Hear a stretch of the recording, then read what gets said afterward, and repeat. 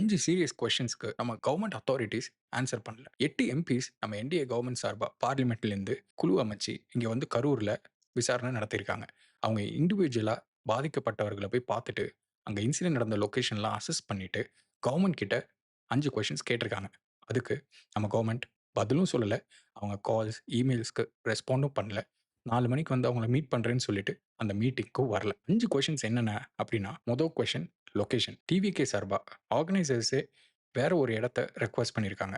அதாவது light house ரவுண்டானா. But அந்த இடத்த விட்டுட்டு லோக்கல் அத்தாரிட்டீஸ் அதை விட குறுகிய இடத்த எதுக்கு அப்ரூவ் பண்ணாங்க? செகண்ட் திங், விஜய் வரதுக்கு முன்னாடி பவர் கட் ஆயிருக்கு.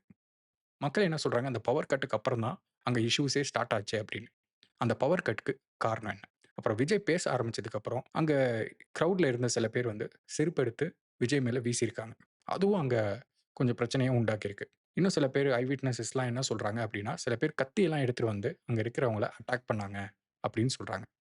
அது உண்மையா? பொய்யா? அப்படி பண்ணியிருந்தாங்கன்னா அவங்கலாம் யாரு?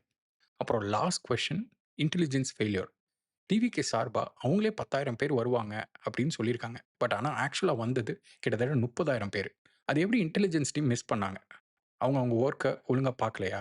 அவங்க வொர்க் பண்ணி அதுக்கு தேவையான ஆட்கள செக்யூரிட்டிக்கு நிப்பாட்டியிருந்தா, இதெல்லாம் தவிர்த்திருக்கலாமே அப்படிங்கிறது அவங்களோட கொஸ்டின்.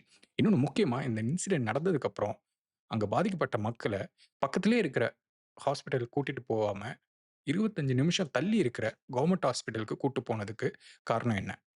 இவ்வளோ பேர் உயிருக்கு போராடிட்டு இருக்கிறப்ப, பக்கத்துல இருக்கிற ஹாஸ்பிட்டல் கூட்டு போயிருந்தா, அவங்கள எல்லாரையும் இல்லைனாலும், அட்லீஸ்ட் முக்காவாசி பேர காப்பாத்திருக்கலாம். உடனே ட்ரீட்மெண்ட் குடுத்திருக்கலாம். இல்ல எல்லாரையும் கூட காப்பாத்திருக்கலாம் அப்படிங்கிறது அவங்களோட கொஸ்டின். இந்த கொஸ்டினுக்கெல்லாம் நம்ம லோக்கல் அத்தாரிட்டீஸ் பதில் சொல்லாதனால, அவங்க இன்னும் ஒரு 1 ஆர் 2 டேஸ்ல டெல்லிக்கு போயிட்டு டிஸ்கஸ் பண்ணிட்டு, பிரிவிலேஜ் மோஷன் ஒண்ணு பாஸ் பண்ணி, இந்த அத்தாரிட்டீஸ் மேல இன்வெஸ்டிகேஷன் ஸ்டார்ட் பண்ண போறோம் அப்படின்னு சொல்லியிருக்காங்க. இன்னொன்னு என்ன சொல்றாங்க அப்படின்னா, நம்ம ஸ்டேட் கவர்ன்மெண்ட் அப்பாயிண்ட் பண்ணியிருக்கிற சிங்கிள் ஜட்ஜ் கமிட்டி அதனால எந்த யூஸும் இல்ல. அதுக்கு எக்ஸாம்பிள் என்ன அப்படின்னா, நம்ம ஆர்சிபி ஸ்டாம்பீட்.